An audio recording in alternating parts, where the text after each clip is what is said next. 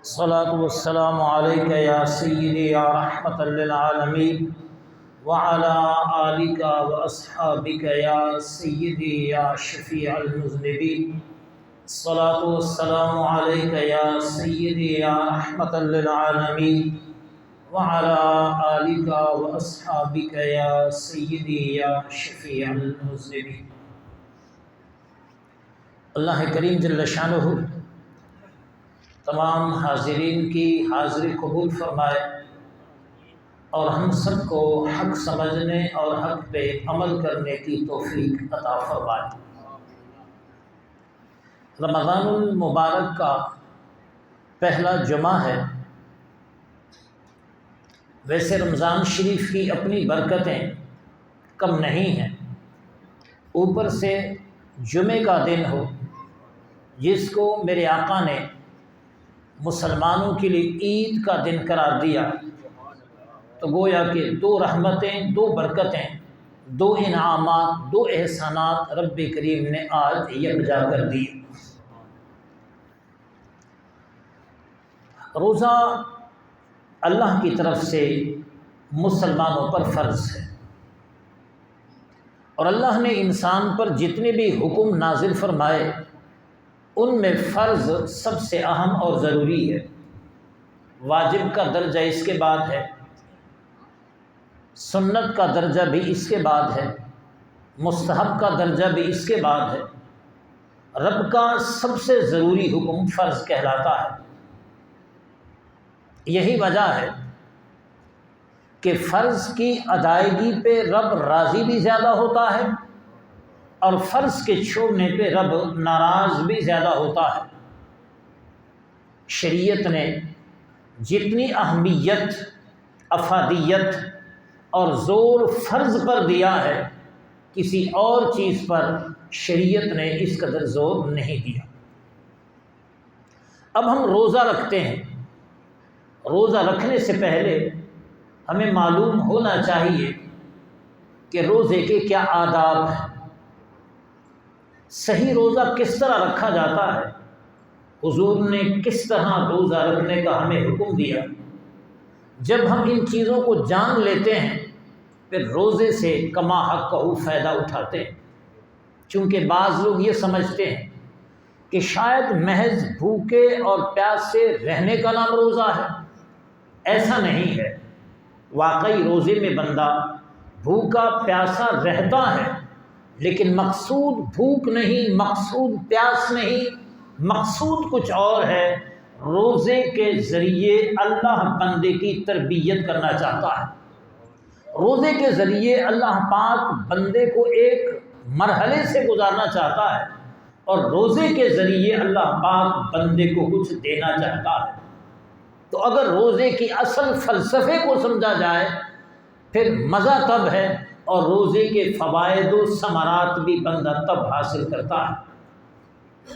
یہی وجہ ہے کہ اللہ پاک نے جہاں روزہ رکھنے کا حکم دیا تو فرمایا کہ تم سے پہلے لوگوں پر بھی روزے فرض کیے گئے تھے۔ اب روزے تم پر بھی فرض ہے، تم سے پہلے لوگوں پر بھی فرض تھے، پر فرضیت کی وجہ کیا ہے؟ رب نے روزے فرض کیوں کیے؟ فرمایا لعلکم تتقون، تاکہ تم متقی بن جاؤ، پرہیزگار بن جاؤ۔ معلوم یہ ہوا کہ روزہ رکھنے کا مفاد یہ ہے کہ بندہ خود کو گناہوں سے بچائے۔ روزہ رکھنے کا فائدہ یہ ہے کہ بندہ اپنے آپ کو ظلم و زیادتی سے بچائے۔ مہینہ پورا ہو جاتا ہے، تراویح بھی بندہ پڑھتا ہے، روزے بھی رکھتا ہے، تہجد کی نماز بھی پڑھتا ہے، تلاوت بھی کرتا ہے۔ اب نتیجے کے طور پر بندہ خود کو جانچے، اپنے آپ کو تولے کہ پورا مہینہ گزرنے کے بعد کیا میرے دل میں تقوی کا نور پیدا ہو گیا؟ کیا گناہ سے نفرت آ گئی؟ کیا میں گناہ سے بچتا ہوں؟ کیا میں متقی بن گیا؟ رب نے جن چیزوں کو حرام کیا میں ان سے بچتا ہوں؟ وہ سینے میں جھانکے۔ اگر مہینہ گزرنے کے بعد سینے میں تقوی کا نور پالے تو سمجھے کہ روزے کا فائدہ حاصل ہوا۔ لیکن اگر روزہ گزرنے کے بعد بھی بندہ ویسے ہی رہے جیسے روزہ رکھنے سے پہلے تھا، پھر محض بھوکے پیاسے رہنے سے مقصد حاصل نہیں ہوتا۔ ہم تو سال کے بعد 1 مہینہ روزہ رکھتے ہیں، وہ بھی اللہ نے فرض قرار دی۔ خود نبی کریم علیہ السلام روزوں سے بہت محبت فرماتے، اور آپ روزے سال کے دیگر حصے میں بھی رکھتے، حتیٰ کہ کبھی کبھار تو آپ روزے اتنے طوالت سے رکھتے کہ حضرت عائشہ فرماتی ہم سمجھتے کہ شاید اب حضور بس نہیں فرمائیں گے، لگاتار روزے رکھتے ہی جائیں گے۔ لیکن ایسا بھی ہوا کہ نبی کریم علیہ السلام نے صوم وصال رکھے۔ ہم صبح روزہ رکھتے ہیں، شام کو کھولتے ہیں، جبکہ حضور روزہ رکھنے لگے تو وہ صوم وصال تھا۔ آج بھی روزہ، کل بھی روزہ، صبح بھی روزہ، شام کو بھی روزہ، دن کو بھی روزہ، رات کو بھی روزہ، مسلسل لگاتار حضور روزے سے رہتے۔ اب جب حضور روزہ رکھنے لگے تو صحابہ کرام علیہم الرضوان بھی حضور کو دیکھ کے وہی روزہ رکھنے لگے۔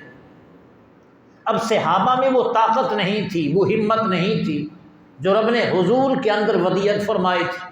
صحابہ کمزور ہو گئے، آنے جانے میں سستی آ گئی، رنگتیں زرد پڑ گئیں۔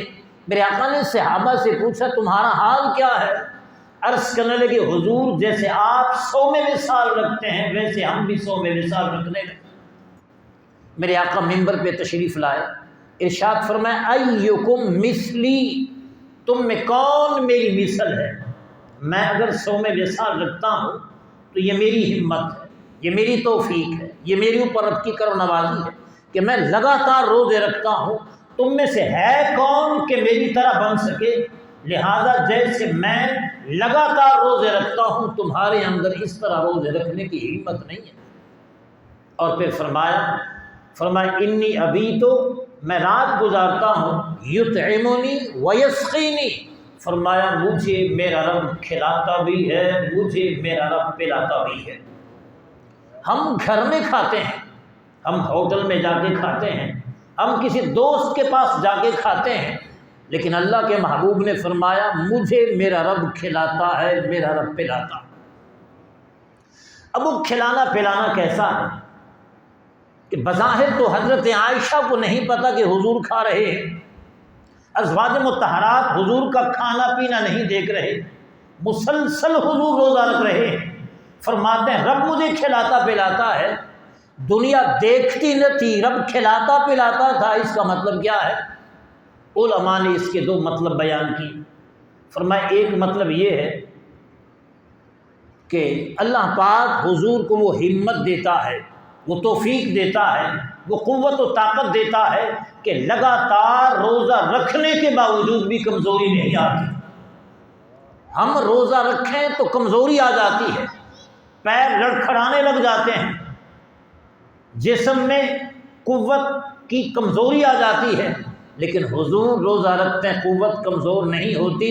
اللہ کی طرف سے ایسا کرم عنایت مہربانی ہوتی ہے کہ حضور لگاتار روزہ رکھنے کے باوجود بھی کمزوری محسوس نہیں کرتے۔ ایک معنی علماء نے یہ فرمایا کہ نہیں، روزہ رکھنے کے باوجود بھی اللہ کریم کھلاتا بھی ہے، پلاتا بھی ہے، لیکن وہ کھلانا کیسا ہے، وہ پلانا کیسا ہے، وہ ہمارے ہوش و حواس سے ورا ہے کہ روزے کی حالت میں حضور ہوں اور روزے کی حالت میں رب کھلائے پلائے اور ہمیں نظر نہ آئے، یہ کھلانا پلانا ہماری بس طاقت سے دور ہے، ہم نہیں سمجھتے۔ لیکن پہلے معنی کو علماء نے ترجیح دی کہ حضور لگاتار روزے رکھتے ہیں، جب اللہ پاک توفیق دیتا ہے حضور پر کمزوری اس وجہ سے نہیں آتی۔ اور حدیث پاک حضور نبی اکرم صلی اللہ علیہ وسلم علیہ ارشاد فرمایا، اور یہ حدیث بہت اہم ہے اور قابل توجہ ہے، خاص کر ہمارے لیے کہ ہم روزہ رکھتے ہیں تو روزہ کس قسم کا رکھیں؟ فرمایا من لم یدع قول الزور والعمل به، جس نے جھوٹ کی بات کو نہیں چھوڑا اور نہ اس پہ عمل کرنا چھوڑ دیا۔ روزہ بھی رکھتا ہے، جھوٹ بھی بولتا ہے، روزہ بھی رکھتا ہے، غیبت بھی کرتا ہے، روزہ بھی رکھتا ہے، چغلی بھی کھاتا ہے، روزہ بھی رکھتا ہے، غلط بیانی بھی کرتا ہے، روزہ بھی رکھتا ہے، بد زبانی بھی کرتا ہے، روزہ بھی رکھتا ہے، گناہ بھی کرتا ہے۔ فرمایا جس نے روزہ رکھا لیکن جھوٹ بولنے کو نہ چھوڑا اور جھوٹ پہ عمل کرنے کو نہ چھوڑا. فَلَيْسَ لِلَّهِ حَاجَةٌ أَن يَدَعَ طَعَامَهُ وَشَرَابَهُ، رب کو حاجت ہی نہیں کہ وہ اللہ کے لیے کھانا چھوڑے یا پینا چھوڑے. رب اس کے قیام اور اس کے طعام و شراب کے چھوڑنے کو نہیں دیکھتا، اس لیے کہ وہ روزے کو اس طرح خراب کر رہا ہے. روزہ رکھا اس لیے جاتا ہے کہ اللہ راضی ہو، رکھا اس لیے جاتا ہے کہ اللہ پاک ثواب دے دے. لیکن ثواب ملتا تب ہے جب بندہ ان آداب و شرائط کا پاس و لحاظ رکھے جس کے ساتھ روزہ رکھنے کا حکم دیا. اگر ان شرائط و آداب کا خیال ہی نہ رکھے پھر روزہ رکھنے کا فائدہ کیا ہوا؟ یہی وجہ ہے کہ رب نے روزے میں جو کھانے پینے سے منع کیا، یہ کھانا پینا مباح امر ہے. عام روٹین میں ہم کھاتے پیتے ہیں، کھانا پینا جائز، لیکن روزے میں اللہ منع فرماتا. سو روزے میں کھانے پینے سے ممانعت، کھانا پینا مباح ہے، اور یہاں پر رب نے مباح کام سے منع فرمایا. اور جھوٹ، چغلی، غیبت، بد زبانی وہ حرام ہے. تو جب بندہ مباح چیز سے اپنے آپ کو روکے اور حرام چیز میں پڑے تو اس روزے کا فائدہ کیا ہوا؟ روزے کا فائدہ ہوتا تب ہے کہ بندہ رب کے حکم پہ عمل کرتے ہوئے کھانے پینے سے بھی رکا رہے، اور دوسرے نمبر پر وہ غلط بیانی سے، جھوٹ، چغلی، غیبت سے بچے. جب ان چیزوں سے اپنے آپ کو بچاتا ہے پھر جا کر اس کو روزے کا پورا ثواب ملتا ہے. اور نبی کریم علیہ الصلوۃ والسلام نے ان لوگوں کے بارے فرمایا جو بلا عذر روزہ چھوڑتے، روزہ نہیں رکھتے. تو فرمایا من افطر یوما من رمضان من غیر رخصت ولا مرض، فرمایا جس نے بغیر کسی شرعی عذر کے ایک روزہ چھوڑ دیا. رمضان شریف کا مہینہ آیا، لوگ روزہ رکھنے لگے، اور ایک بندہ ایسا ہے کہ اس کو رخصت شریعت نے نہیں دی. رخصت کی دو صورتیں ہیں کہ بندہ سفر میں ہو یا بندہ بیماری میں. مسافر کے لیے روزہ نہ رکھنے کی چھوٹ ہے، اسی طرح بیمار کو بھی روزہ نہ رکھنے کی چھوٹ. فرمایا جس نے رخصت سے ہٹ کر، شرعی اجازت سے ہٹ کر ایک روزہ بھی رمضان شریف کا نہیں رکھا، فرمایا اب کیا بنے گا؟ وہ اگر زندگی بھر روزہ رکھتا رہے اس ایک روزے کا کفارہ نہیں ہو سکے گا، ایک روزے کی قضا نہیں کر سکے گا. کیا مطلب؟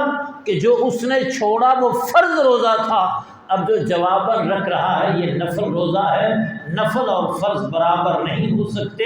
پوری زندگی اگر وہ قضا کے طور پر روزے رکھتا رہے، وہ جان بوجھ کے جس نے رمضان شریف کا ایک روزہ کھایا، زندگی بھر کے روزے اگر قضا کرے تو اس ایک روزے کے برابر نہیں. کیوں؟